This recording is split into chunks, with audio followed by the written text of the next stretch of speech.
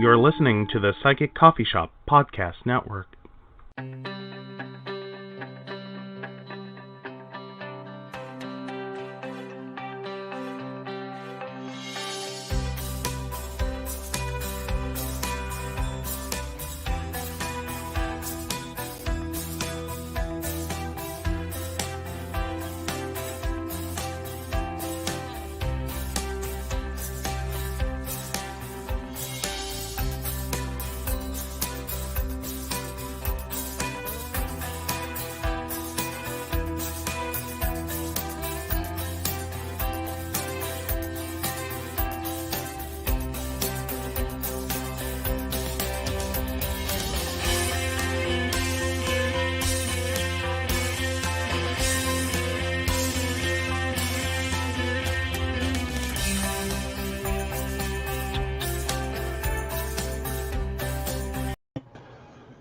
Well, good evening. We finally made it to Tuesday. It's amazing. We're still alive. I haven't killed anybody. I didn't die myself. We're doing good. We are. And for those wondering, audience. Do what now? So for those wondering, yes, I'm deadly honest on that one. Hey, Ashley, darling, how are you?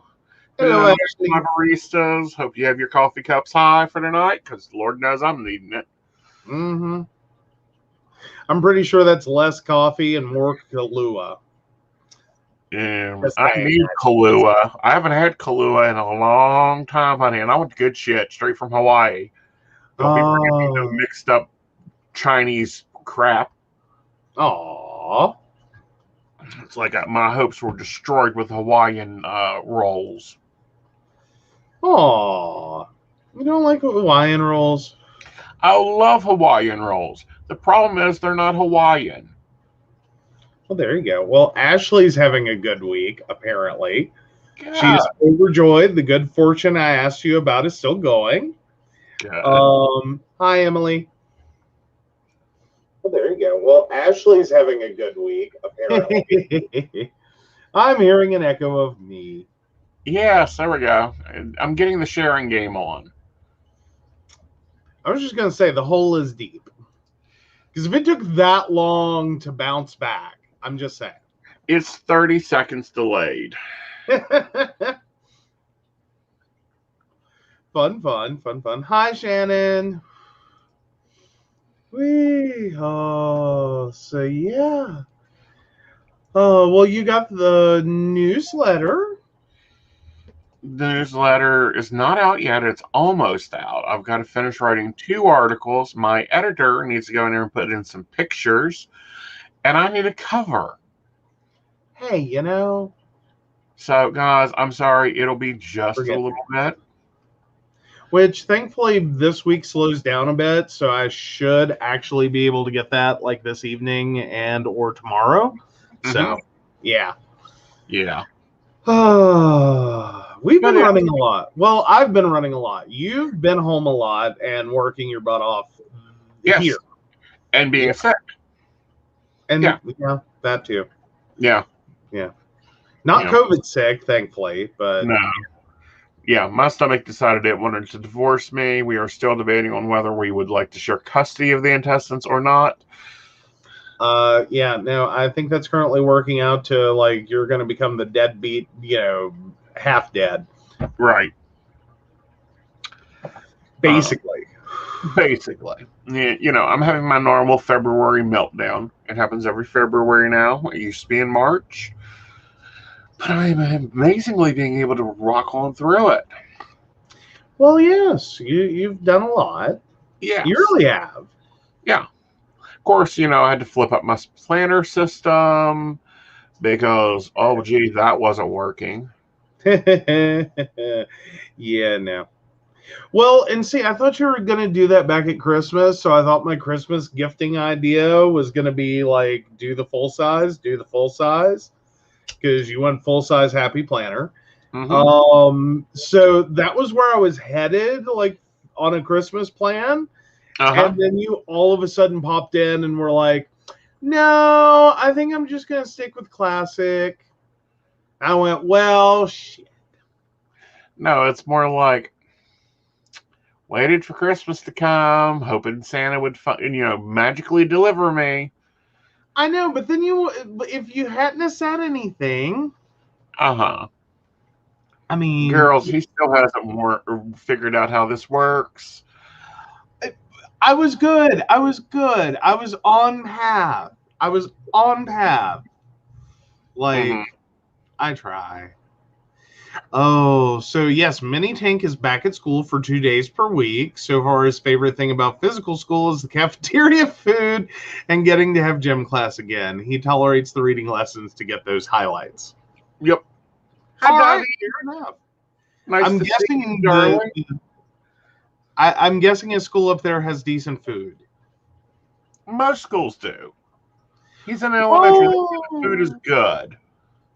Well, that was like true in our time, but like I've heard from students now, and that no, there are some counties and some specific schools that are like, oh, like they're doing the whole Aramark thing, and it's just bad. It's just bad. Well, we figured out a way to give you a heads up about when you are coming home and what you're walking into. I don't want to know how many people has a mate like this. Hi, Mary. Yeah.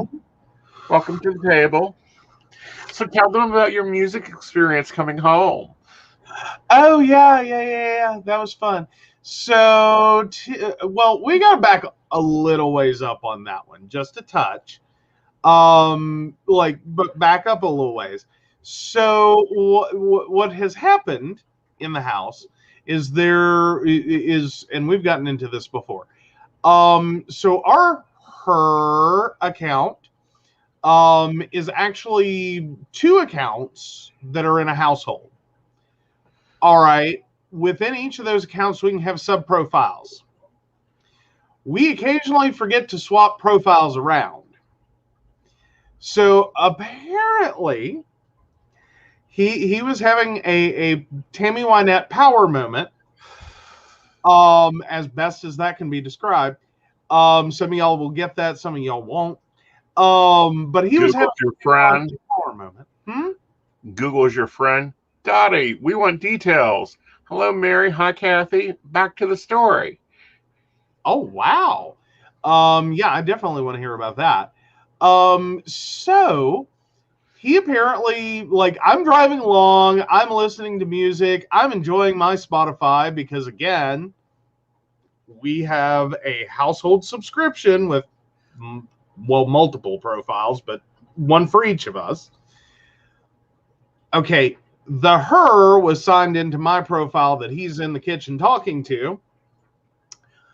My phone is, of course, signed into my profile.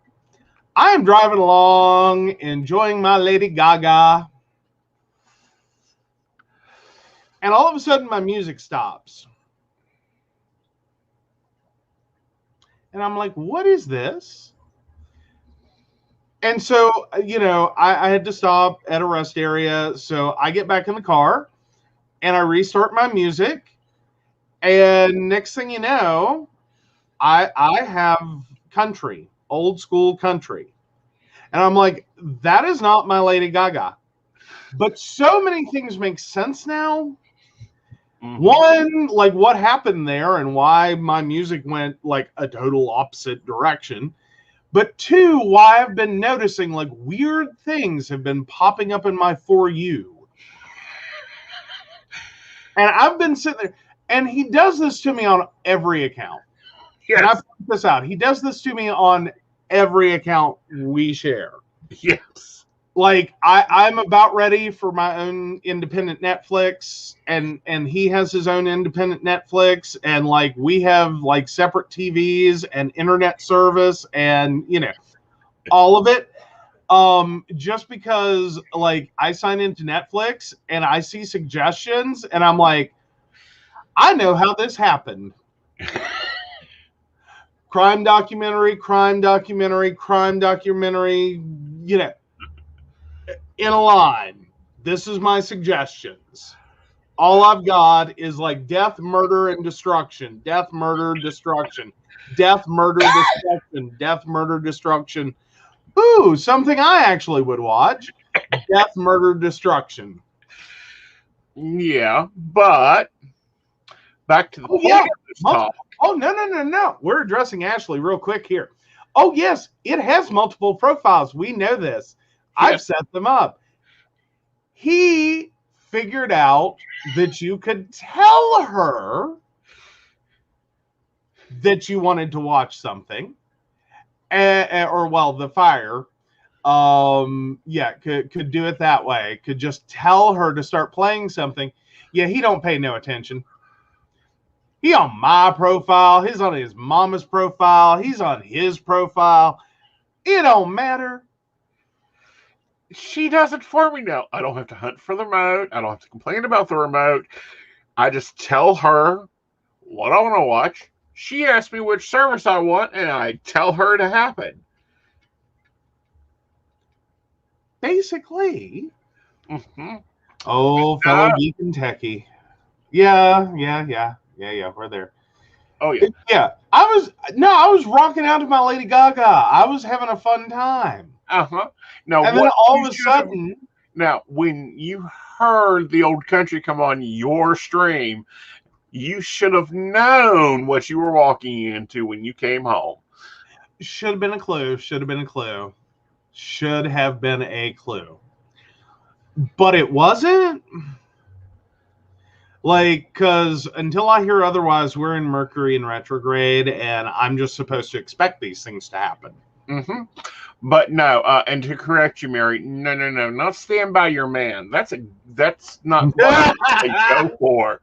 I don't want to play house no more. 2-story house. Did you get up to DIVORCE? You came home before it got there. Okay. All right. Oh God. So now I do have to ask. Now where in this playlist of songs is Till I Can Make It on My Own? I have a limited amount of Tammy Wynette that I like. And like DIVORCE is one, and Till I Can Make It on My Own is the other. Till I Can Make It on My Own is somewhere after Golden Rings. Okay, so that's the point in which you've lost it. Yeah. All right. Yeah. All righty. So yeah, he was in a mood. Our kitchen looks amazing. Just saying. Well, thank you. I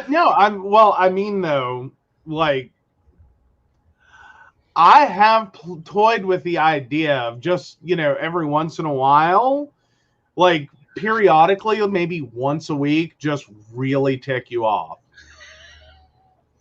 And just turn you loose. Like, I don't know what I would have to do, though. Like, I'm taking your credit card, I'm leaving you at the house, and I'm going to the bar. And I'll be back whenever. Well, the only one there is Sam's, and honey, you can't spend my credit card at Sam's. Damn it. Because he takes cash only. Oh, what? This is me. After 3 drinks, I need screw that. After 1 drink, I need an Uber. Screw that. After half a drink, Sam will be calling me. It will bring you home on his way home. Fair enough. But yeah. Mm-hmm. Oh, yeah. No, this is what I thought, Emily, is we'd have separate profiles and we would have, independent suggestions. Uh-huh. No, it typically defaults to mine. So then and that's what I'm saying. I'm just... Like, I just got it to like me again. I just got my Netflix profile to like me again. Can I point this out? Like, after all the years with my grandmother, I got it to quit suggesting, Murder, She Wrote, and Law and Order, What? And Murder, She Wrote is on there? Huh. well, it was for a while. I wonder if it still is. We'll find out later. On your profile? That's fine. If you just remember to A, leave the volume, and B, leave it on my profile, we'd be good. Well, you know. Yep, Bad Romance is an awesome one, Mika. I'm there. Bad Romance is a great one. It's a wonderful one to drink white wine, too. Yep. And, the title's not going to come to me because I don't think it's I'm Not Leaving Without You. But, yeah. See, I'm burnt out on Law and Order. We need some good TV. And when I say good TV, I am tired. I've stopped watching anything probably above 2005 when the reality stars kicked in. We really... Okay. Start drawing cards. I want to hear how this plays out. I know how it plays out. Oh, great tarot deck. When do we get decent television again?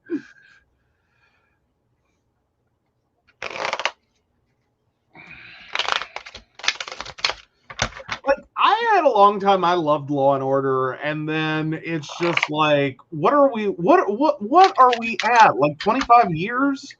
Yes. Ice-T went into it when he still had music on the charts. I'm just, and now I have to actually see.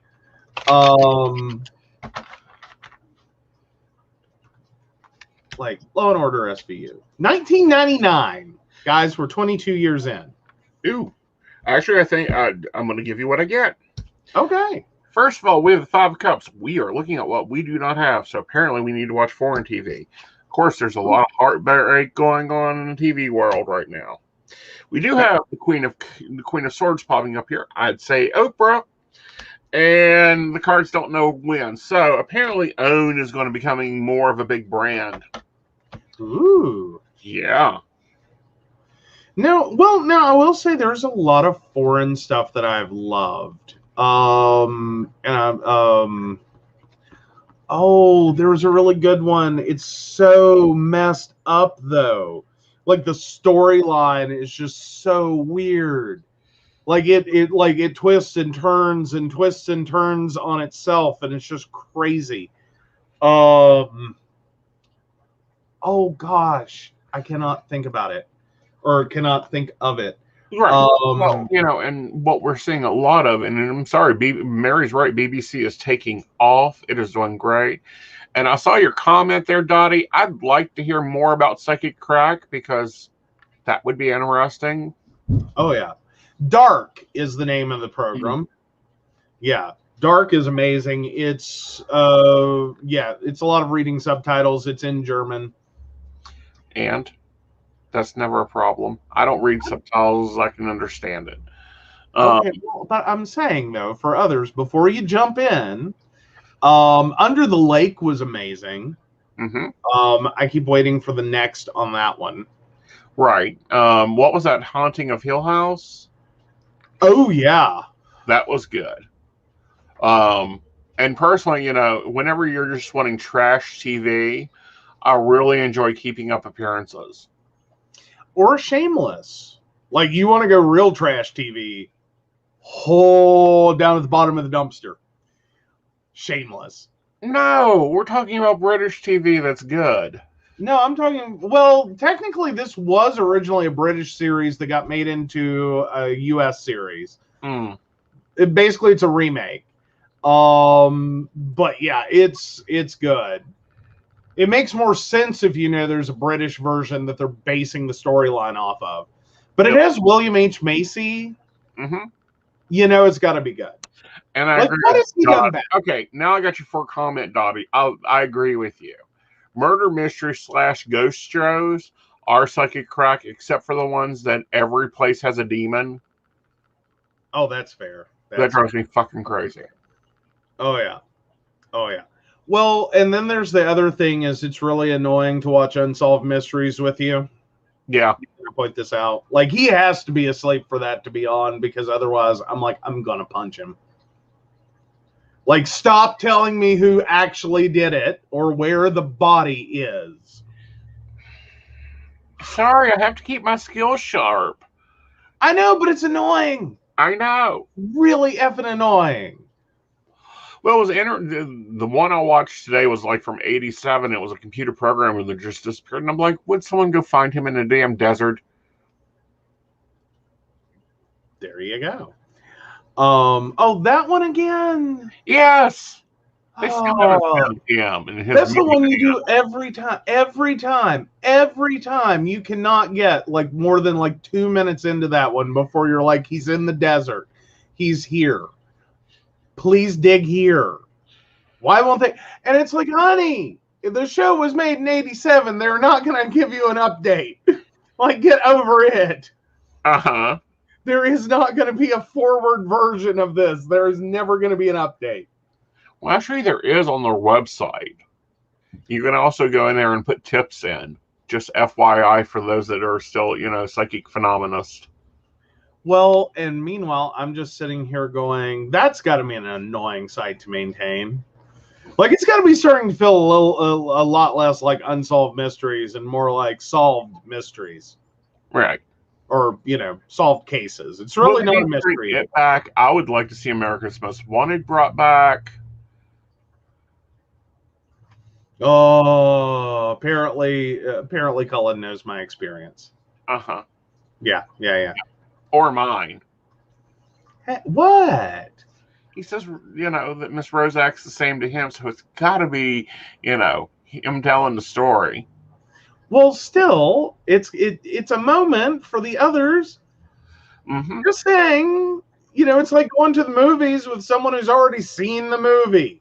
Uh-huh. Like, watch out, she's going to get stabbed in the next 3 minutes. 4.5 normally. My problem is nobody has done any good scripts here lately that hasn't been ones that I can sit there and react to and go, oh God, we're watching this movie again.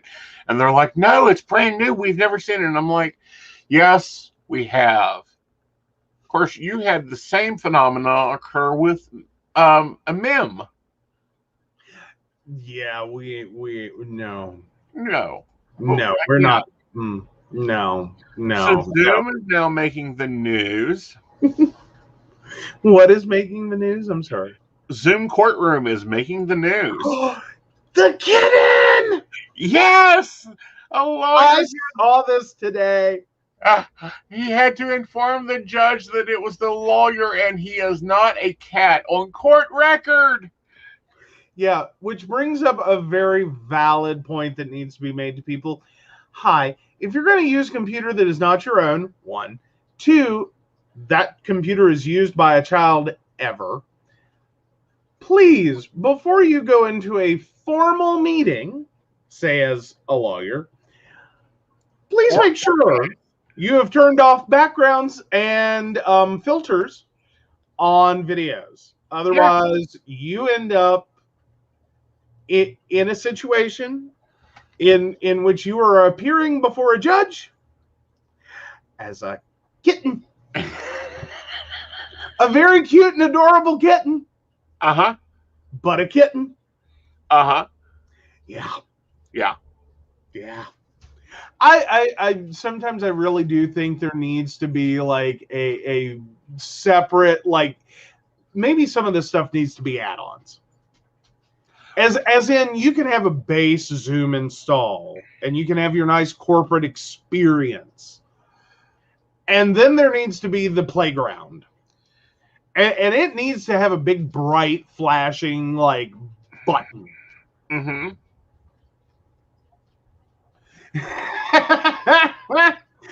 That is an option, Colin. It may improve your chances.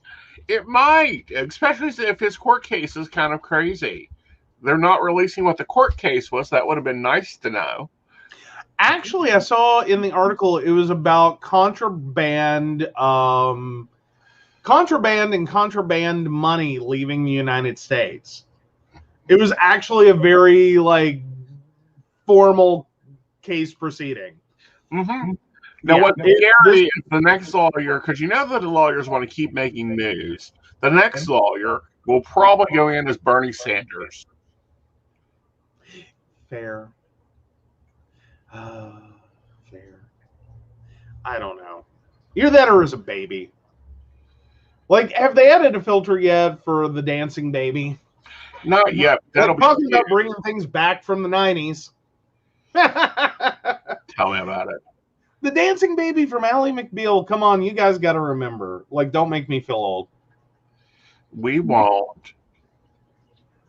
Like, that was everywhere. Even I had that on Fear Cities back in the day. I had a dancing baby. I had 2 of them, actually. I was there. You were in every trend. I know, right? It's so weird to be me and look like me. It's just I'm sorry, guys. There's no other word. It just fucks with people. It really does. Like, there's the inner me, and then there's the exterior me, and people are constantly screwed. They're like, this is not what I expected. Yep, and we're having an echo. Did I get too loud? No, I'm echoing on you, so if you could turn down a little bit. Oh. Here we go. Trying to. Any better? I don't know. Nope, still there. Okay. Let me see if I can do nothing. Okay, that's what I've got. But yeah, so you do have a question. Okay. Let me scroll back up. Do what now? Put your earbuds in. Put my earbuds in. Put on your earphones. Oh, good Lord.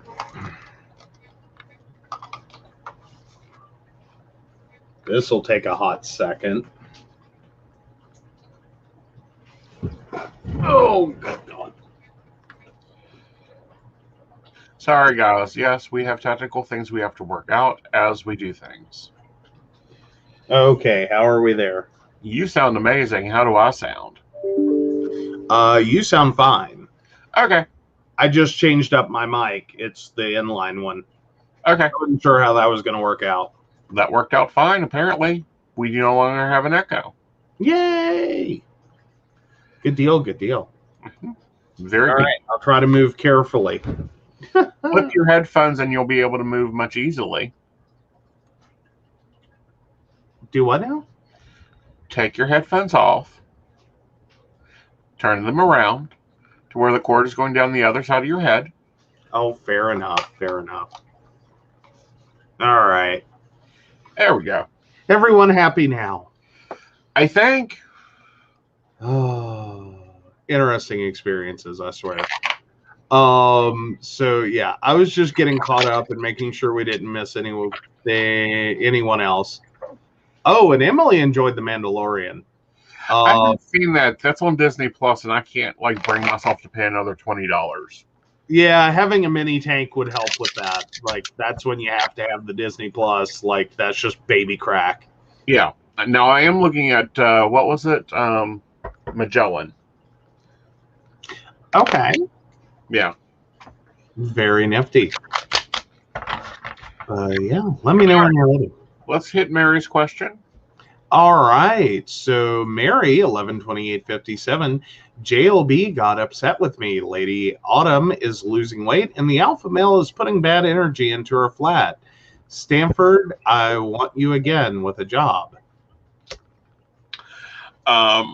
I feel like the argument will be kind of resolved, but I don't feel like it'll be major. I also feel like you two will come to making peace with us. I feel like he's just more so not dealing with things right now. Okay. Okay. All right. And then we have Ashley. Yes, Miss Ashley.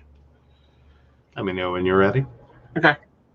All right. Ashley, 8/26/96. One, will baby and I be traveling to Delaware or Colorado in the next month or so? And two, do I get my car before the end of the month?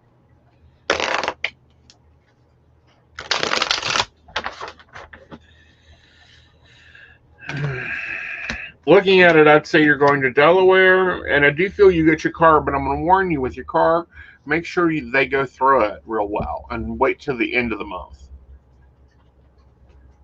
There we go. Oh, so the mini tank got gifted a profile on someone else's account. Awesome. Love it, love it, love it. Yes. Okay.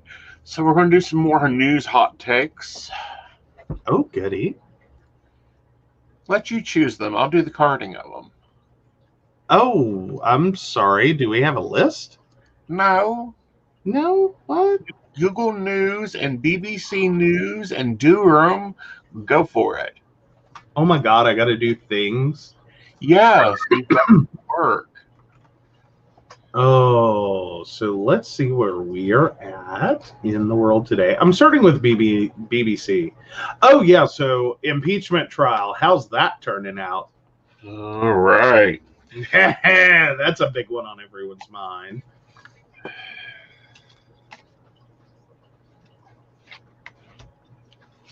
You will.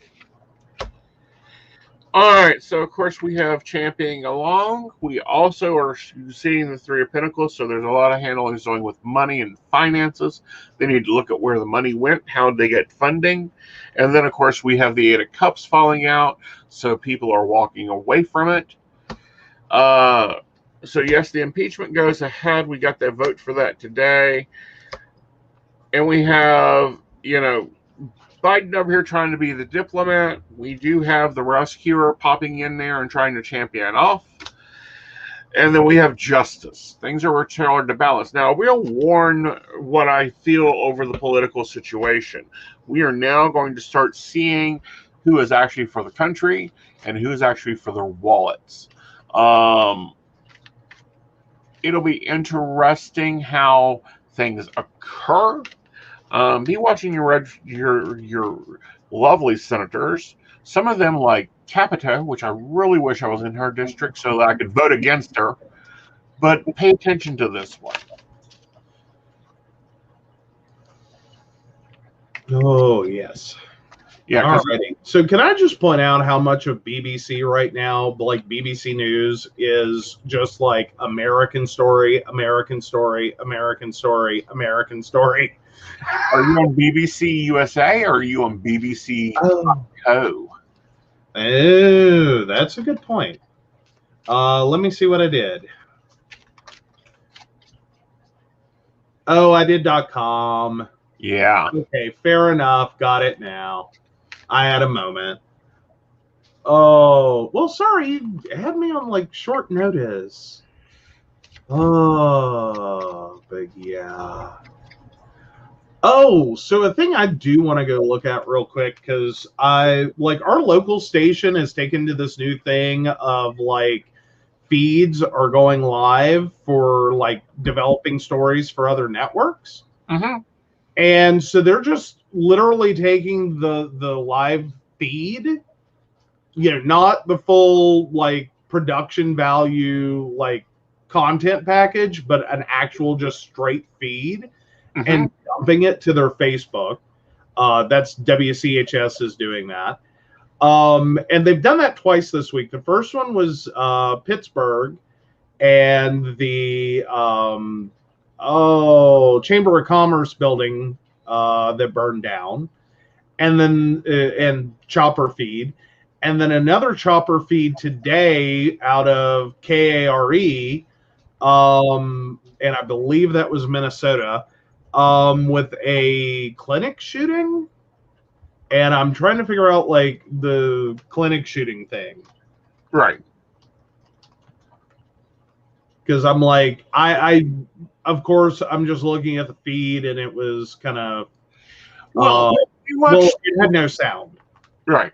But we watched the one that was the Pittsburgh 4-alarm fire, this beautiful antique building burning. And it was really interesting watching it for listening to the reporters, what sounded like newsroom gossip. Oh, yeah. Yeah, because that one had a little bit of sound. The station looked like they were just using the video, not the audio. But then it was picking up what seemed like a hot mic. Yeah. So yeah, it got interesting. Mm-hmm. Like it was a lot of like back and forth between, well, not back and forth. You only had one side of the conversation of what the reporter was saying to the pilot. Right. And it was like, ooh, yeah, I don't think he knows his mic's hot. Yeah, because it wasn't, professional at all. It was backdoor talk. Well, I mean, it wasn't that extremely unprofessional. I just kept waiting for him to go live and see like what the on camera, so to speak, personality was. Mm-hmm. But it was entirely just like he's stuck on a plane or stuck on a helicopter with a pilot and just has to hover over the spire. Right. And it's like, yeah, we're going to just talk about random crap. Right. But yeah. Oh, so yeah. Now, did I see another question? No, I didn't see another. Oh, yes, I did. Okay, so we have a question coming in. We'll get to that one in just a second. So apparently the Buffalo, Minnesota thing is a 67-year-old man accused of killing one person and wounding 4 others at Alena Healthcare Clinic. Yeah. Looks like the police are very familiar with the suspect and him being unhappy with healthcare that he received in the area for a long time. So yeah. Ooh. Yeah. So about 11 a.m., 911 call about shots fired. Then a suspicious package in the corner of the health clinic's lobby. And several suspicious devices at nearby Super 8 motel where the suspect was staying. Ew.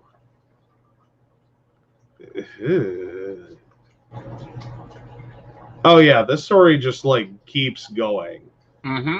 And it just gets worse. Right. So yeah. Seen this though.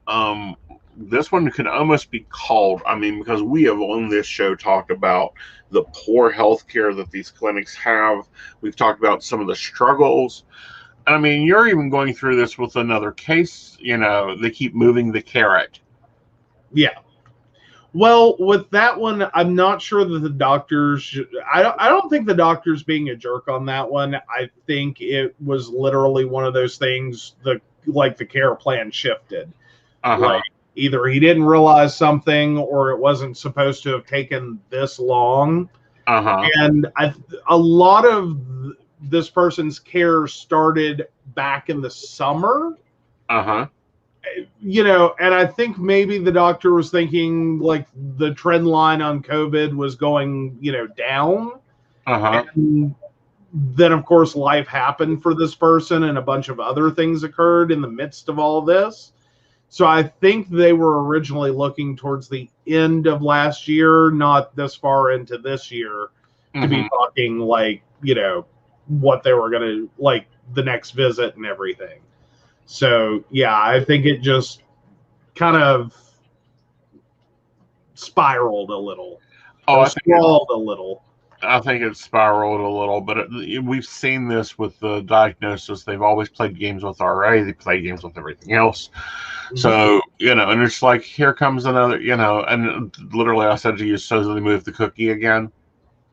Because it's literally like, who's chasing the cheese? Well, it does. It very much gets that way. Like there's this weird thing in healthcare, at least in the U.S., that like and I don't mean I'm ungrateful for healthcare, but it starts at the assumption that just being there, you're supposed to start with gratitude, like immense gratitude. And then it just kind of builds this entitlement. Not on the patient side, but of the doctors, right? And medical providers that and I don't mean everywhere, and I don't mean every provider, but y'all have all been through this. You've had to have been through this.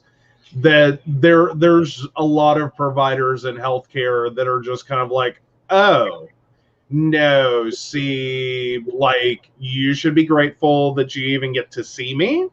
Mm-hmm. Like, you have, seen my countenance, and I have told you my, final ultimate opinion on whatever's going on with you. Mm-hmm. And you should just take that as, biblical truth Mm-hmm. and never question it. Yeah. And it's like, okay, no. Yeah. And what always gets me is when you start talking what I call stupid. They start simplifying things for me, and I look at them and go, "Oh, so you mean the DVS7 is divided, and they just drop their mouth like." There are those moments. There are definitely those moments. But yeah. Oh, and Colin points out those types don't like having me for a victim. They don't like having me at all. Like, there's a reason we call Super Doc because he knows that we don't play games. And literally, I think he's the only doctor I've seen for more than a year without killing them. Absolutely. All right, so we do have a question. Let's take that question. Okay. So Kathy, 72862, will I be doing better financially soon? And hello, Kathy, and welcome back. I feel like you've got to work on your savings, Kathy. I know it's hard. Even pocket change can be put away. You've got a lot of emotional attachments with money you're going to have to work over. When we look at it, we do see the Page of Wands bringing you new inspiration, and the Page of Pentacles allowing you to get more financially stable and comfortable. But when you do, you're going to have to be like changing your behavior towards the money. Okay, and for context, Kathy also points out that her stepdaughter lives in Minnesota, in Buffalo, and this shooting was taking place 100 yards from the elementary school. Wow. Yeah, that's super scary. I was wondering this story seemed like it had a big edge to it. Uh-huh. And I wasn't catching that because, of course, we're not in Minnesota and we know nothing about Buffalo, Minnesota, let alone. Right. So, yeah, thank you for the context. That is absolutely wonderful. And it looks like Mika has a question. Awesome. Let's go ahead and take it, and then we'll be talking about Fox News. Ooh. So Mika 22082, I found out that my brother's girlfriend has disrespected my mom again. My brother wants me to give her a chance, but I don't like her attitude. Is she in the wrong, or did my mom do something or say something bad to her? Let me take a look here now. Realize there's a definition of respect and there's a definition of wrong. And I'm going to be honest, you don't have to give anybody a chance. You have the ability to write pink slips to anybody in your life, whether they're a family member, an in-law, whatever. Write a pink slip, be done with them. Mm-hmm. She's in the wrong. I don't think your mom is. I think the girlfriend is. Her attitude sucks. She's trying to hide something.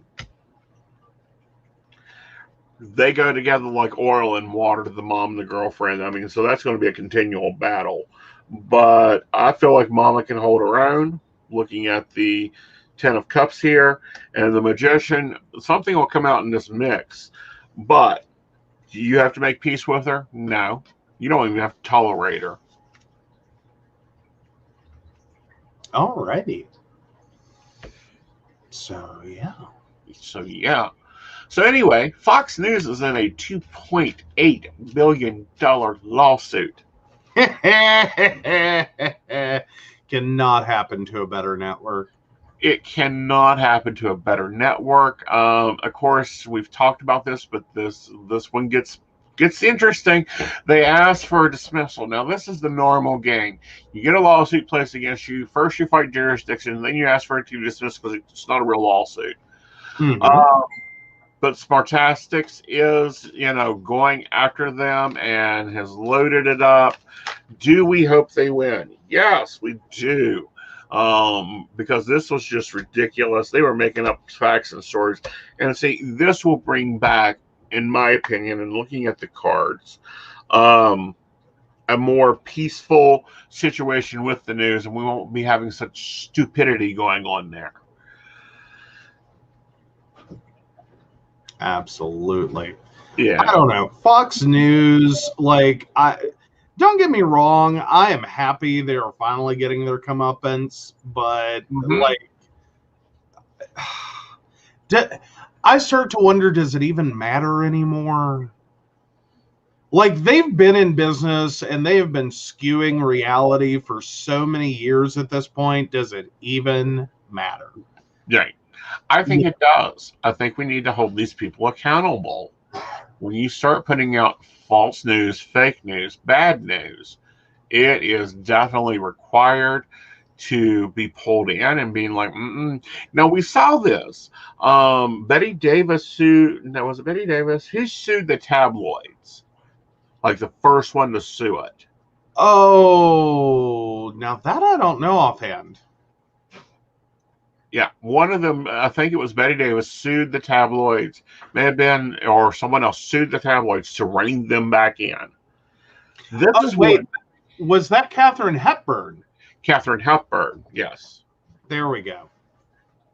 Yeah, because she had a bad reputation there for a long, long time. Right. People wouldn't work with her because of what the tabloids said. Yeah, well, she was a very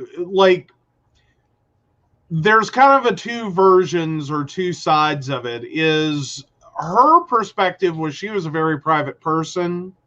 She was not a piece of property. That, yes, she would gladly go out, learn her lines, act her heart out, and, collect a check. Right. But then she was done.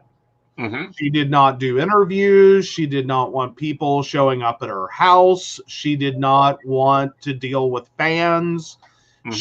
That was not her thing. Right. She was an old school actress that didn't understand fanage. Yeah, she was not there for it. She didn't want it. She didn't need it. She wanted no part of it. Right. So this kind of led to a lot of speculation since she wouldn't do interviews. And maybe to some degree a fair amount of tabloid goading. Right. But, she is part of that generation that came out of the theater, or what is theater acting. Most of her work was in theater. And she didn't play around with this crap. She didn't play around with fanning. She's a great case study of people that have overwhelming fans. We see this out of the Britney Spears movement and the Free Britney movement. And this conservatorship, it was caused and put in because of the paparazzi attacking Britney. Well, and then there's also Katharine Hepburn makes me think a lot of the movie All About Eve, and the one line in it about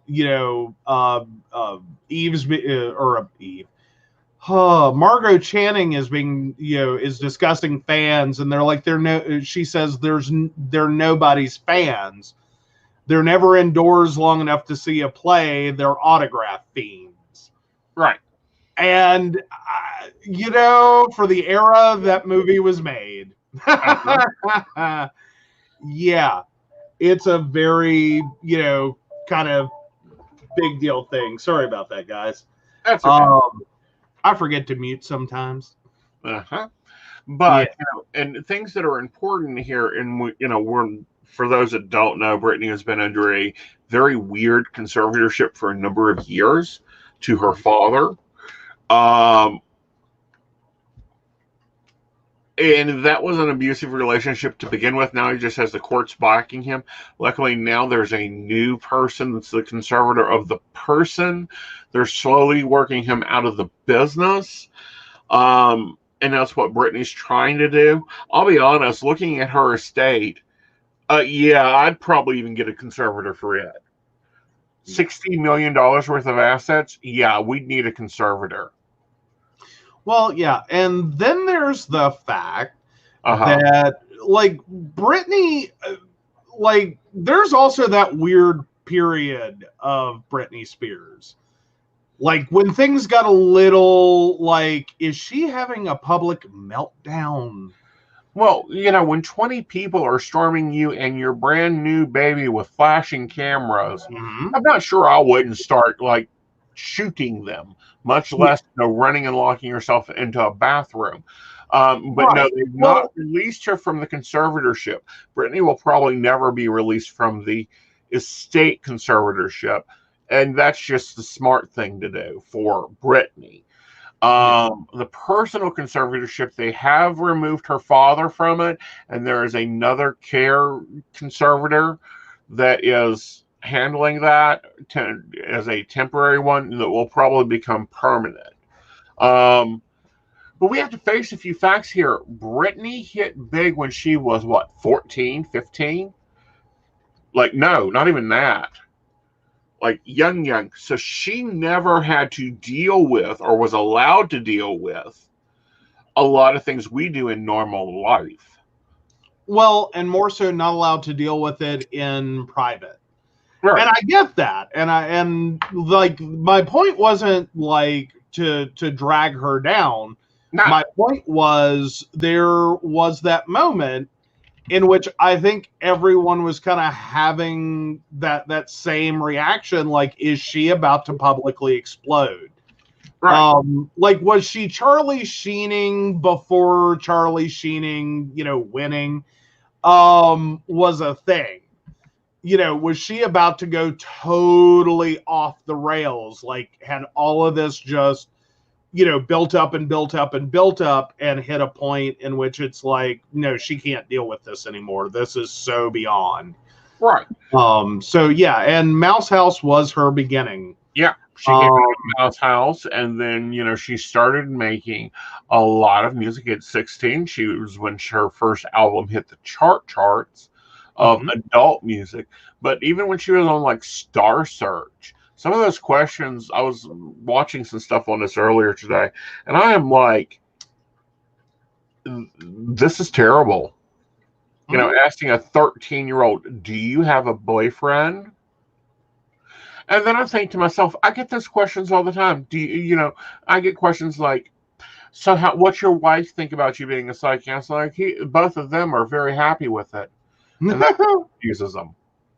Oh, yeah, that's always a fun answer. But no, think about it. Trying to work as much as she does,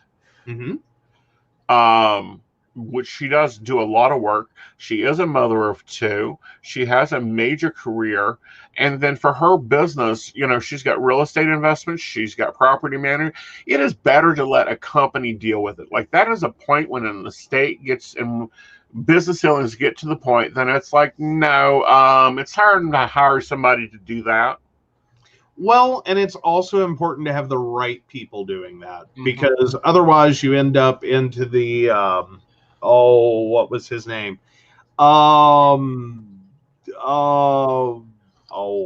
God, I can't. Coleman. Billy Coleman? No. What's up, Willis? Or what's that, Willis? Sorry, that's the proper quote. Or what you talking about, Willis? Sorry, I'll get there in a second. George Coleman? George just keeps running through my head. The short little black guy. I know the last name's right. Gary Coleman. Sorry. It started with a G, okay? Yeah. That's a god. See, everyone else is popping in there. Yeah, everyone else got it. Yeah. Yes. Otherwise, you end up with a Gary Coleman situation, which he should have been worth millions. Right. Like, after the career he had, there should have been millions in the bank. But through having all the wrong people and getting all the wrong advice and having no one actually looking out for him and his best interest, he ended up flat broke. Right. Well, that's because he left his parents running the show. Because child actresses, like 85% of their earnings is supposed to go into trust. until they're 21, according to SAG. Problem being is now we've got YouTubers and TikTokers and all these other ones that doesn't apply because they're not a part of SAG. This is the same situation. Britney Spears' father has been controlling her finances way too long. And of course, he's getting a hefty check from Britney as the conservator. And before that, he was getting a hefty check as the manager. Well, and then there's also the consideration of like how many parents are equipped to deal with this. This is not like a scholarship account. This is not like, holding, like being a trustee for, granddad's inheritance. We're not talking about a few $1,000,000 here. We're talking about tons of money and lots of transactions and lots of different moving parts and pieces. And unless you're a business manager by trade, I would say most parents are not equipped to deal with this. This is not balancing a checkbook. Right. This is not, managing your stock portfolio for your retirement. Right. This is a lot of moving pieces. And a lot of opportunity for, any bad actor, not saying the parent necessarily is the bad actor in this or the bad apple, just so we don't get confused, but the bad apple that can come along and screw this up, it could very much be the ability of that parent to be acting in the best interest of the child, but not necessarily have the skill set. Right. And you actually comments before that she's just a fine racehorse and you have to treat her like that. Good night, Dottie. Good night, Dottie. But she's just a thoroughbred racehorse. You have to treat her like that, work her hard, and then put her up cold. No. Well, and no one should be worked like that. That's just exploitation. But then again, there's also the theory that, and I don't want to make light of it or make it sound like, well, this is what anyone should expect. But sometimes, like, careers have a shelf life. Like, some people hit as a child, and that's it. Like, that's the Macaulay Culkin story. Right. Like, he was a big actor when he was a child. And then that was it. All right. Now, some of that was his own choosing. He got tired of acting. Right. He was done with the business. He wanted out. Right. And he has a very nice income built up. His parents, because he was part of SAG, his parents had to set it up right. Now, the problem we're having with Britney is she's older. Now, they've declared that let's say she's had some mental health issues.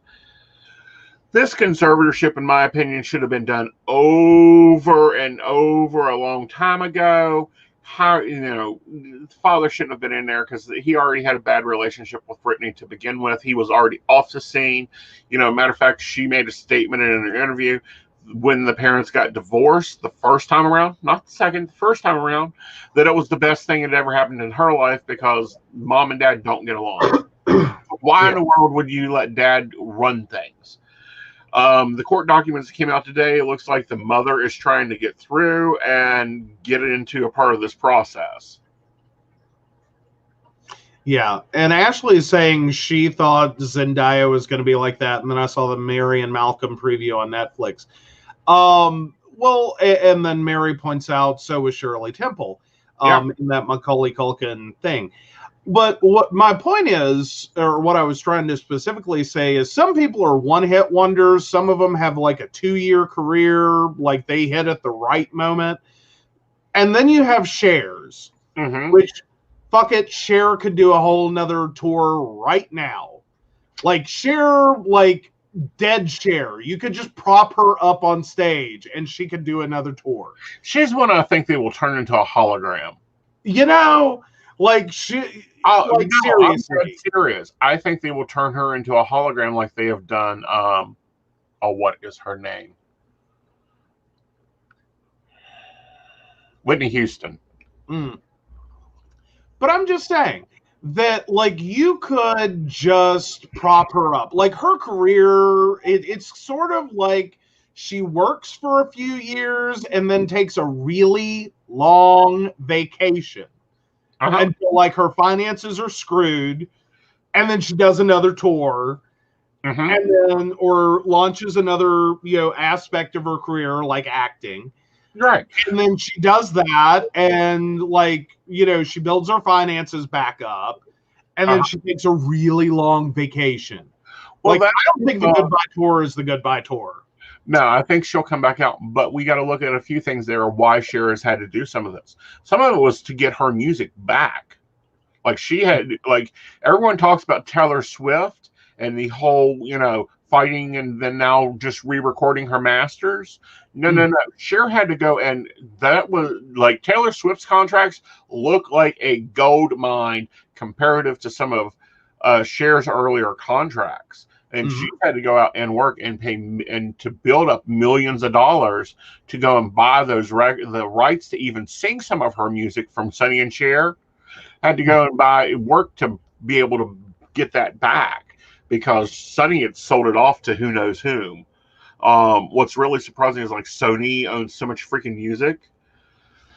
Well, and then like Michael Jackson owns so many music rights that for not his music.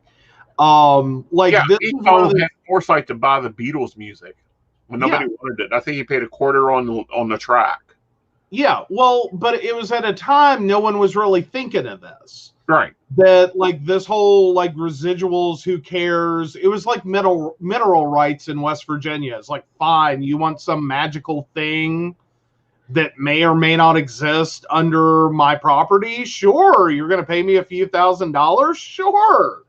And then it's worth millions. Right. And it's like, someone made a wrong choice. Well, and that's the whole thing with the showbiz aspect of our world. We have some very piranhas based people. Some of them are parents, some of them are studios, some of them are theme parks. I don't know if you've heard this story or even looked at this story. But apparently Taylor Swift is in a lawsuit for copyright for Evermore, her newest album. Apparently there's a theme park in Utah named Evermore, and they have like dinosaur eggs. Suing. Oh, they're doing a trademark suit. Yeah, over her merch and her song. Oh, good God. Yeah. Like, you telling me that's going to get laughed out? Like cards. Well, I'll pull cards on in a minute, but I want to poll our audience here. Those that are Taylor Swift fans or those that are not Taylor Swift fans, let's go for puppies. If you are a Taylor Swift or a puppy fan or, a Cher fan, are you going to confuse an album named Evermore for a theme park owned by someone else? Yeah. Like, see, that's usually where like trademark disputes come down to, though. Right. Like, is it, and like the biggest classical example of that was Apple software, Apple the company, and I believe it was music group. Was it the Beatles? Oh, I'm trying to remember. It was the big trademark case. Okay. So anyhow, looking at this, of course, we have, the theme park all worried about finances. We have Taylor going, look at me, look at me. She is, of course, going to get creative with this. I cannot wait to hear the next album. There's going to be some bitch tracks there. And, of course, it shows the Fool. So she may actually walk out of this suit a lot better than what you think. Oh, and I was right. It was the Beatles. Okay. Yeah, Apple Corpse versus Apple Computer. Yeah. Yeah. Wow. 1978 to 2006 is how long they argued over trademark rights. Right. Shannon says that they got hit hard by COVID and want some of the money she got from the album sales. Laugh out loud. I don't care why they claim that. That's just some straw grasping. Oh, honey, it's more than straw grasping. It's terrible straw grasping because apparently I'm going to say that this park is in debt up its elbows because, of course, theme parks are failing. Most theme parks do fail. And we see this. I think probably the only, other than Six Flags, Hershey Park, Pennsylvania shares a profit. Dollywood's going to share a profit. I don't care what, Dolly will sink more money into that one. But we see theme parks failing all the time. Oh, yeah. Well, now, going back real quick to the Apple Core, Apple computer thing. 1978, Apple Core, and I'm reading from Wikipedia, so guys, excuse me. The Beatles founded holding company and owner of their record label, Apple Records, filed a lawsuit against Apple Computer for trademark infringement. The suit was settled in 1981 with an undisclosed amount being paid to Apple Corp. Later, the amount was revealed to be $80,000. As a condition of the settlement, Apple Computer agreed not to enter the music business, and Apple Corp agreed not to enter the computer business. This is where this all got crazy. Is that was the initial agreement. It should have stopped there in 1981. But then, of course, Apple Computer added audio recording and MIDI capabilities to their computer, and this just kicked it all off again. Right, because they came to an agreement. Yeah, so as Apple evolved, the computer company, as Apple evolved, it kept having to go back and forth with Apple Core over these settlements. Like, we'll pay you more money if we can do this. We'll pay you more money if we can do this. Yeah. So it's always fun. Yeah. But that is one case you would not have originally thought that, these are two totally different companies. Yeah. One's a record label, one's a computer business. Why would you have confusion between the two companies? But no one's going to think Evermore is the theme park by Taylor Swift. And if they did, that just means you're going to boost ticket sales. Well, but there could be, yeah, but at the same time, you could end up going the other way. This could end up being a lawsuit to prevent a lawsuit. Again, I think they're just hunting for money. I really do. Even looking at the cards, as you guys saw, it's money hunt. It's a money hunt. And we see this so much in court. It's ridiculous. Oh, yeah. Well, what I mean, though, there with Evermore, the theme park, is that once you have an artist coming out with a major song of the same name, there could be a confusion from the other direction, is that fans of hers could inadvertently think this is like a Dollywood situation, and that the two are linked. And it's possible the thought was, let's sue them first, make a bunch of money off this, because someone's going to pay a settlement. They're going to pay a settlement. No, he isn't. Well, because they sent cease and desist letters, and I believe that one of the letters actually that was sent back almost basically said, "Are you stupid and fuck you?" Nice. She's got some saucy lawyers, and I'm waiting for Emily to cover this case because it's going to be awesome to listen to some of the saucy footnotes. We all love a good saucy footnote.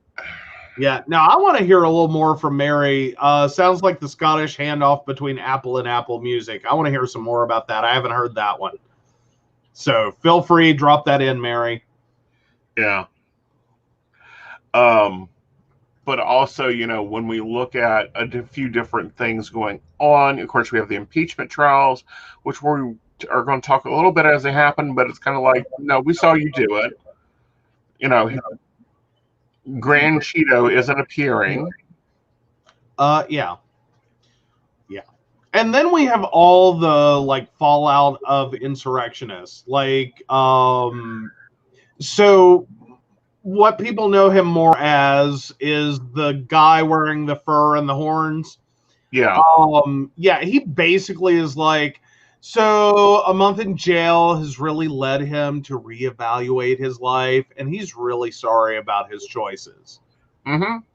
And it's like, no, really? Really? Oh, you want out of jail now? Uh-huh. Yeah, that happens. Yeah, you'll be there for 20 years. Enjoy. Yeah. This is, yeah, it's going to be fun. Well, it's going to be hilarious. I don't mean that to be snarky. I just mean, like, it's going to be all kinds of crazy. Well, no, it's going to be hilarious watching these people wake up and realize you listen to the Grand Cheeto of stupid. You also top that with a dose of stupidess and a dose of conspiratus that was fed to you by the Russians. And I do think that'll come out probably within the next 3 months. Mm-hmm. Even if it comes out as a Biden slip, like, well, we weren't going to say this, but we did anyhow, like he did about Fox News. Yeah. Sorry, that's the best thing we've seen from Biden. That's that fire of Biden that I miss a lot.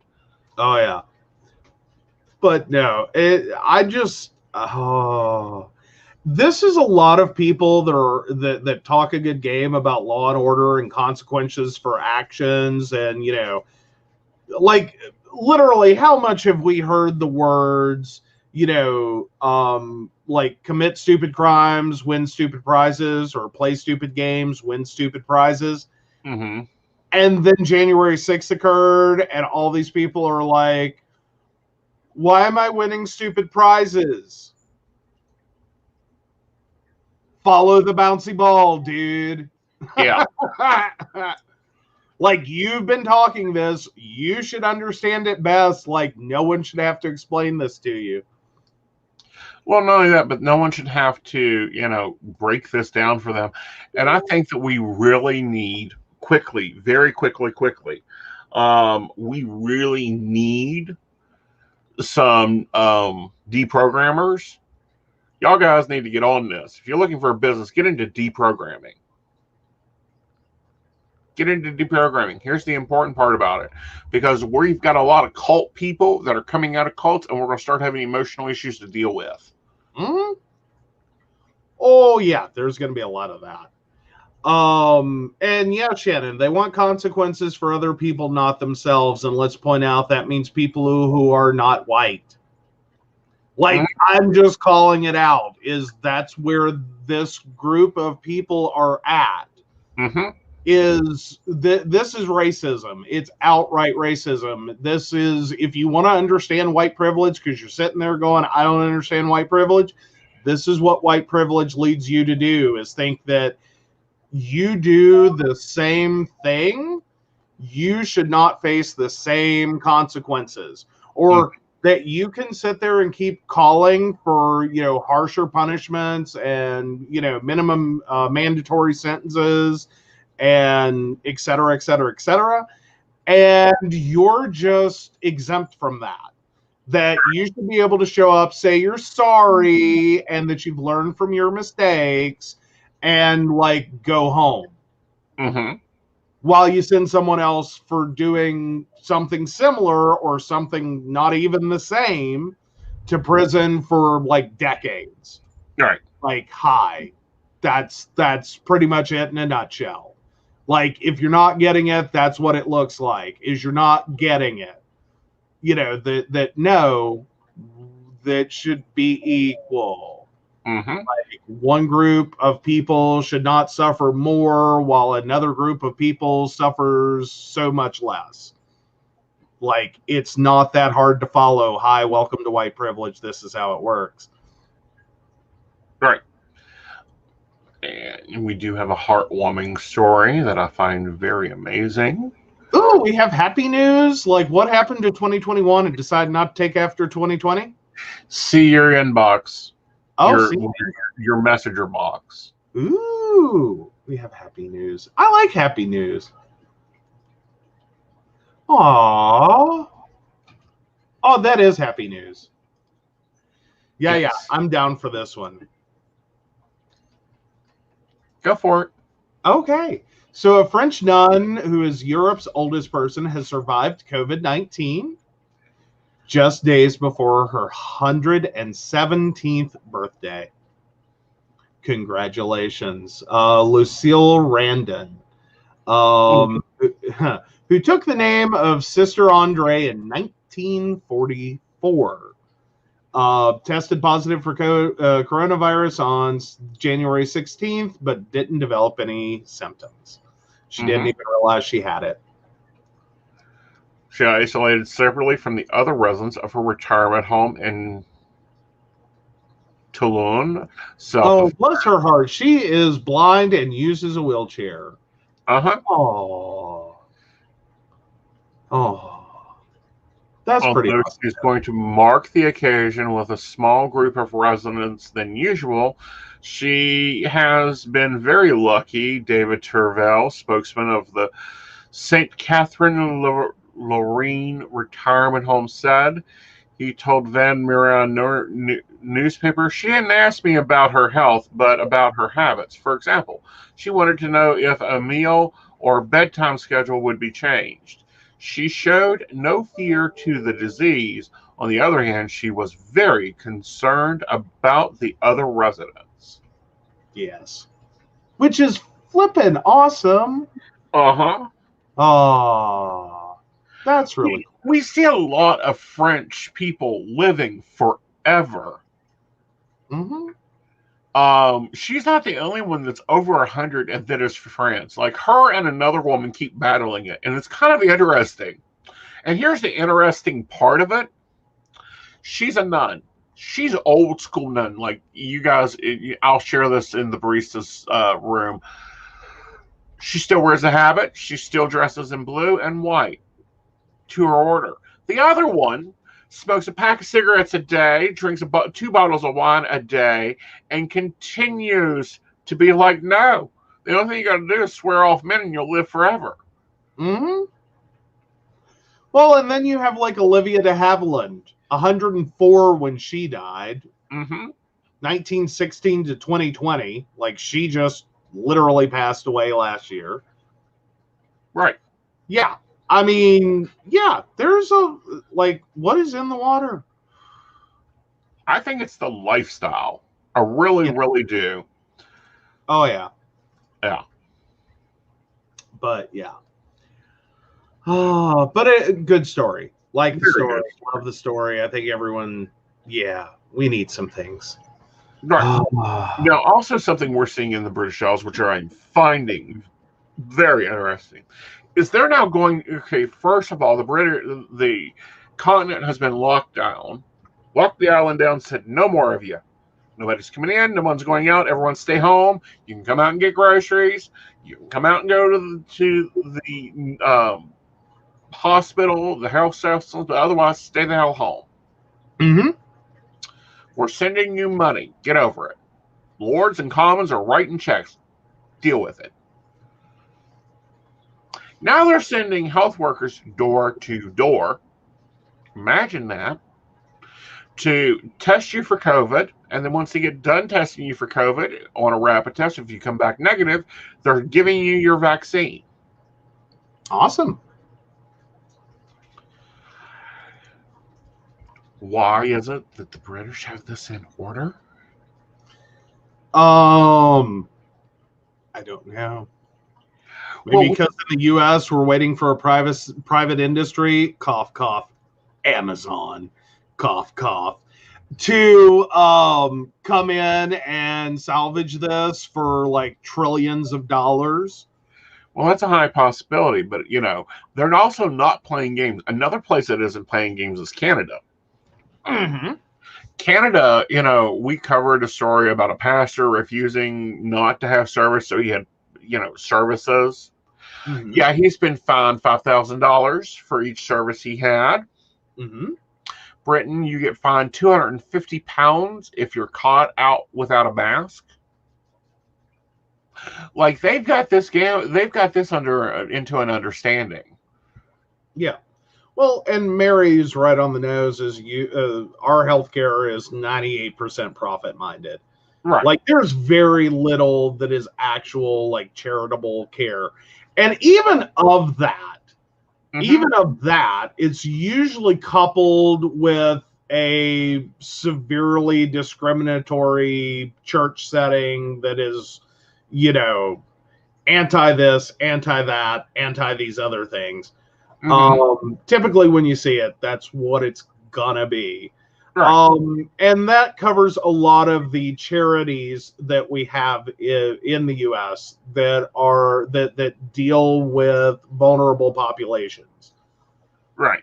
You know, that's the Salvation Army problem. That is, you know, the Catholic hospitals problem. That is, you know, all of these end up in that kind of same boat. Right. Now, also in the news this week, finally the World Health Organization got into the market where they believe COVID-19 came from. A little late, but there are still evidence there. It is still very much, and now been proven, that it did not come from the lab there. It came from the market and from bats, namely bats that were cooked and ate, but not cooked properly. Well, yes, in the UK, FARS passes US healthcare, so does pretty much every other major country in the world. Like everyone else has been able to figure out some form of universal healthcare. The US seems to be still stuck on the idea that it won't work. Right. Like, talk about like burying your head in the sand and going, screw you. I did love this week, though. I saw someone make the commentary.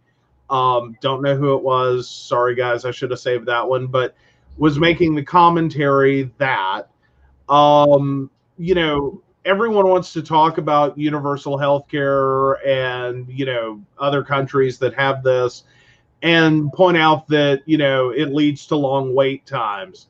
Have you tried to get in to see a specialist in the U.S.? Ever? Right. Like, really? Yeah. Well, not only into a specialist, into anyone else. It took me getting my bitch heels on, picking up the phone and getting you into your spinal surgeon. I'm about ready to put my bitch heels on and deal with another medical practice. And that ain't going to be nice either. No. But yeah, it's a lot of how it works out. And I mean, just getting like to the point of you putting on the bitch heels for the spine surgeon required me to lose my brain. And just about got mental health services sent out on me because apparently sarcasm is not appreciated when it comes from me. You know, I may have in my statement gone a little overboard, but just trying to get approved for an MRI, just trying to get the insurance to approve the MRI was maddening. Absolutely maddening. And we ended up in this back and forth, and I had to appeal it. And in my appeal, I just, like, I lost it. Well, not the appeal. I won the appeal. But I mean, when I wrote the letter, which was like 4 pages, I lost it on them. You know, because we were already in a situation I was having to battle for everything, for every test, every doctor, every prescription, everything I did. This insurance company denied. Side note, West Virginia got rid of them. Right. They were like, no, we ain't dealing with you anymore. This is not a healthcare option in the state. Have a nice day. So who called an insurance commissioner and complained? Everyone. I'm dead serious. Yeah. I think everyone did. Like, it was bad. But you know, so by the time I got to this appeal, I had it. And so the sentence that got me in trouble, as in I had to have a mental health and safety call. Yeah, that's a fun call to get, let me tell you. Like, you want to talk about people being like, I'm going to try to not poke the bear. Like, you get some dulcet tones with that one. But no, the statement I made that sent up red flags was, after I'd outlined all the things that had been denied and how idiotic it had gotten, I said, does this plan at least cover a gun and a bullet so I can take myself out back and just put myself out of my misery? Because, like, that was the point of anger I was at, was like, does it cover that? Well, like, I thought there and build up. Well, no, I thought that I didn't think that was the one that got you. I think when you signed it, asset number ... That probably didn't help either. That didn't help either. Right. I was furious, though. The level of insanity that I'd gone through, where they're telling me they haven't gotten proof that I've been through physical therapy. The physical therapy office had sent it I don't know how many times. They supposedly were not getting responses from my doctor, who had sent the response multiple times. They weren't getting, like, everything they could do. Oh, we didn't receive that. Oh, we didn't, get that. Oh, they didn't sign this. Oh, they didn't do this. To blame it on someone else, and I was just done. Mm-hmm. I was like, I had it. Mm-hmm. In terms of exhaustion, right? It's that point of exhaustion where you do kind of get to, not literally, but metaphorically, like, could you just shoot me and put me out of my misery right now? Right. And see, we play differently with our health cares. Yeah. Yeah, I take advice, but dear God, if someone tries to tell me what to do, you're very nice with doctors and the insurance companies, and you're very sweet and very kind and very professional with them. I get on the phone and it's like, what the hell are you doing? Why aren't you fucking taking care of this? Why aren't you fucking taking care of this? And here it says on page 27, paragraph C, line 2, you cover this. Now fix it. Oh, yeah. And no, Mary, it was not ERISA. Yeah, no, headphones, Jessica. Hi, Jessica. But yeah, no, it wasn't that kind of setup. It was just, this plan was so bad. They just were so bad. Uh-huh. Like, and it was a managed health organization, problem A1. Like, I'm not saying all managed healthcare is bad per se, but like, the idea behind this one was, let's just deny everything and then we look awesome. Right. And it's straight profit because we're getting a lump sum to run this healthcare plan, spend the bare minimum we can possibly spend per patient. And then, we don't really care about health outcomes, which is ultimately what was decided they were doing. Mm-hmm. Was that they were so improperly managed, right. Or the healthcare was so improperly managed, right? That no, no, you get out. Like, just right. don't do. We finally got you over into my healthcare plan, which I love. My company, they're amazing. Yeah. They cover meds that I'm like, okay, I don't have to do a form and play. And like, no, we don't do that shit. I'm like, kill. Yeah, like, since I switched, it has been so much easier. But I will tell you, that first, like, phone call from them, oh, I thought I immediately reacted like it was the former plan. And like, the minute they said who was calling and what they were calling about, I was like, oh, I'm going to kill someone. Like, metaphorically again, but like, I'm going to destroy someone today. And then what they were calling for was literally to talk to me, check in on my healthcare situation, and see if there was any other things I needed. what do you need help with? What are, like your symptoms? What's going on? And trying to match benefits that I might not have known that I could get from them. Right. Like they started asking things like, well, do you have trouble, like ADLs is what they went through. Like, do you have trouble with bathing? Would a shower chair help? Would this help? Would that help? And we went through this giant list. And by the end of the call, I was ready to have a nervous breakdown. Mm-hmm. Because I started this call at as David would say, I'm going to whoop somebody's ass. And I ended the call at this was so totally not what I expected. Uh-huh. And just that buildup of tension and then the release when they were not denying my MRI. They're not denying my surgery. They're not denying. Because this is like a week away from surgery. And I'm like, oh, if they have called to deny my surgery, I swear to God, I'm going to lose it. What's our insurance company? United. Yeah. United Care of West Virginia, so you'd have to go United Care of whatever state you're in. But if Unicare, sorry, excuse me, Unicare. Well, I think it's a United subsidiary, if I can get the word out. But Unicare, they're amazing. Oh, he's had 2 spinal fusions, Mary. Mm-hmm. Yeah, he had 2 of them. He done one before you got with me, and then you got another one. I like everything in pairs. It's the same way I grocery shop. Literally. You cannot get another one for 4 years. You've had enough anesthesia in your life. But no,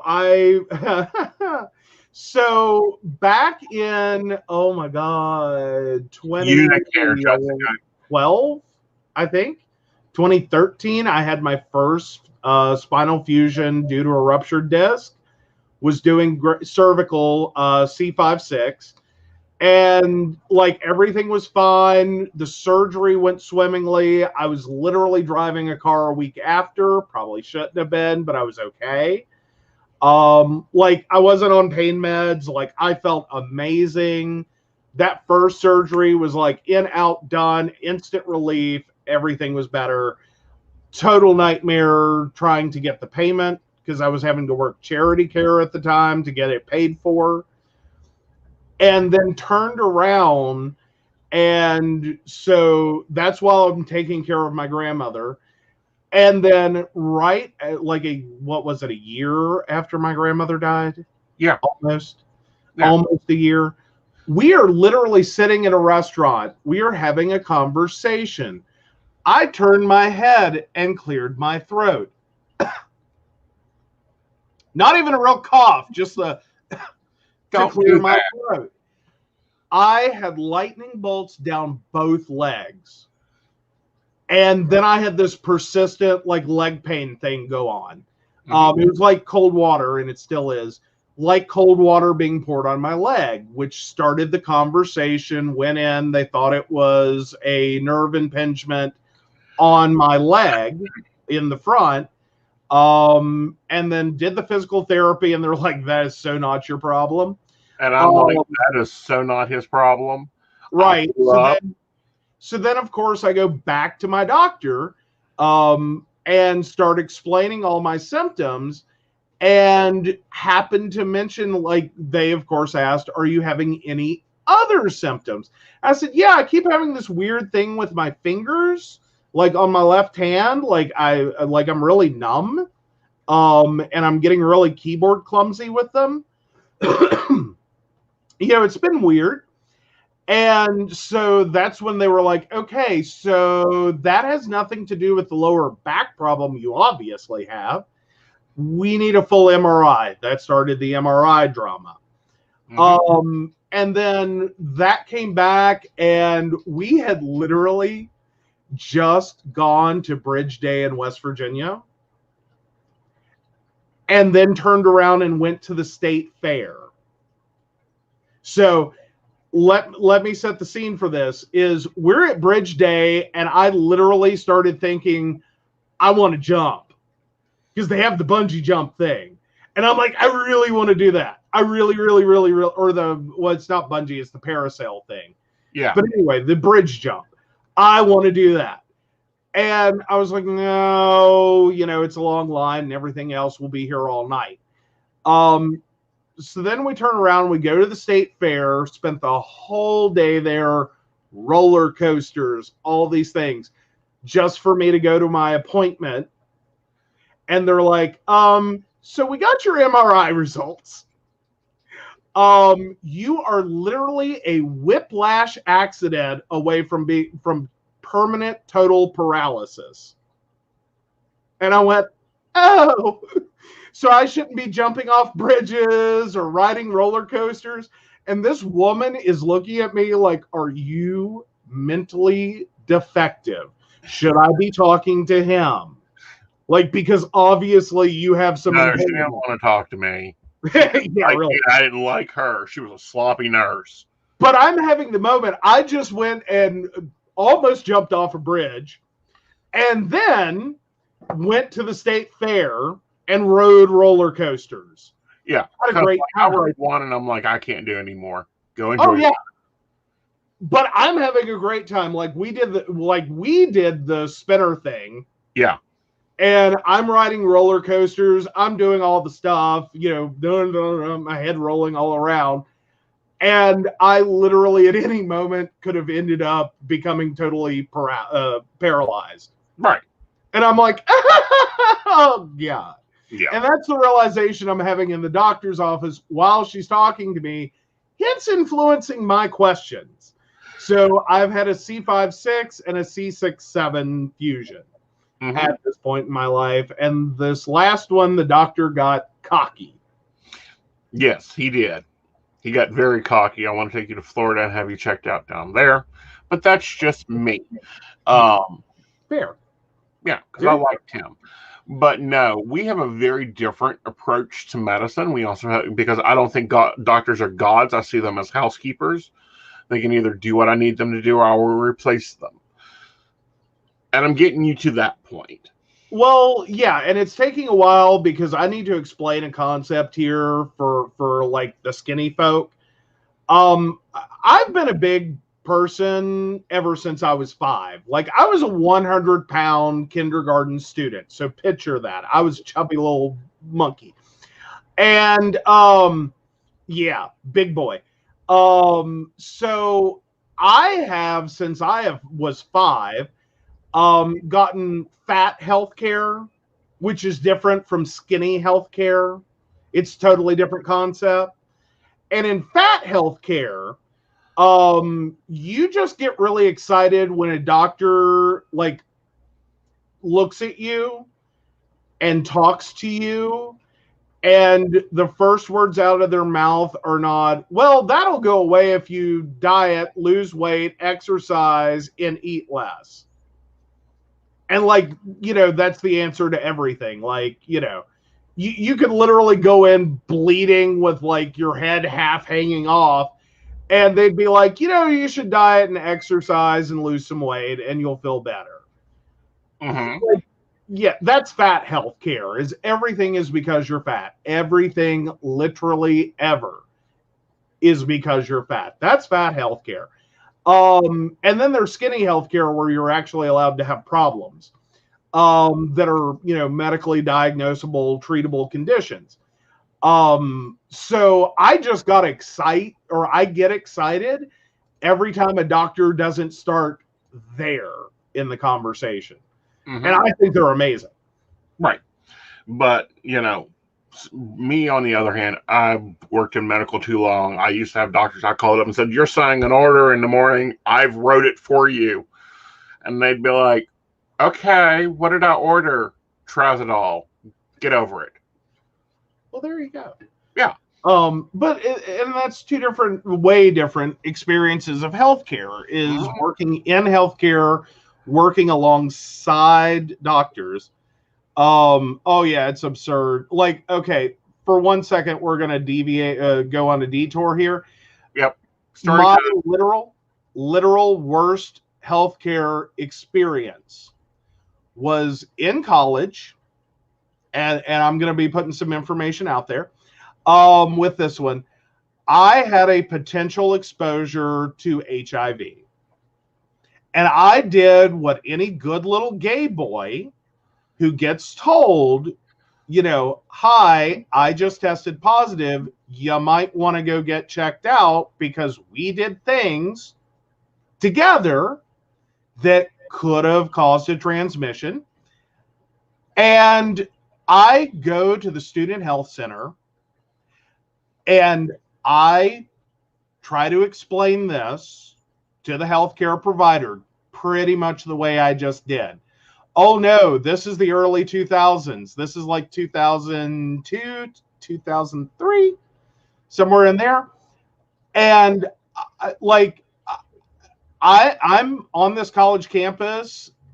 I am in UNCG Pride, which is the LGBTQ student organization there. And I do all the things that we are taught to do. Like, you had a potential exposure, you had a risky behavior with a person, go get tested. These are all normal things anyone should do. And I'm doing it immediately. And this provider looks at me and says, I don't think you've had enough sex to have anything to worry about. That's fat health care. That means she couldn't imagine having sex with me or that anyone else would want to, and that I was just a hypochondriac who had one sexual experience. Oh, little did she know. Sorry. People just learn things. Like, I'm outing myself all over the place. But, I had a healthy sex life in college, and things happen. I was young, and I'm just gobstopped at that moment that she did not even want to order the test. I had to beg her to order an HIV test while she is telling me you really don't need one. Mm-hmm. And I'm like, flip over and take off the psychic hat for a minute and put on the Papa Bear hat. If you're over the age of 12 and have an active sex life of more than one partner being yourself, you need to be tested every 6 months.